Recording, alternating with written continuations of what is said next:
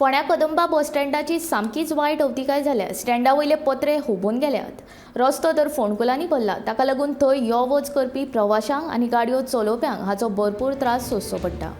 तशेंच पावसाक लागून फोंडकुलांनी उदक सांठोवन उरता, ताका लागून चिखल जाता। हाचेर मंत्री तशेंच आमदारांनी पुरायपणान दुर्लक्ष केल्लें दिश्टी पडटा।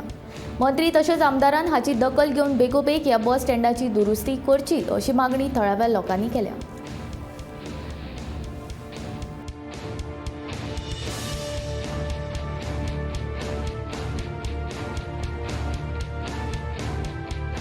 म्हणतो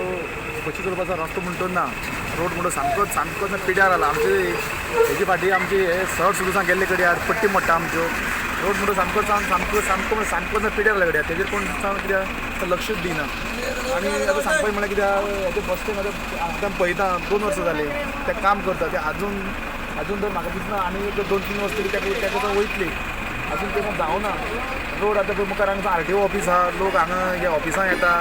त्या लोकांची बारीक बारीक कामां आसता हेज्या पयल्यार तर आमची परिस्थिती म्हणटा ती येवपाची सुद्दां ना हेजेर कोण काय उलयना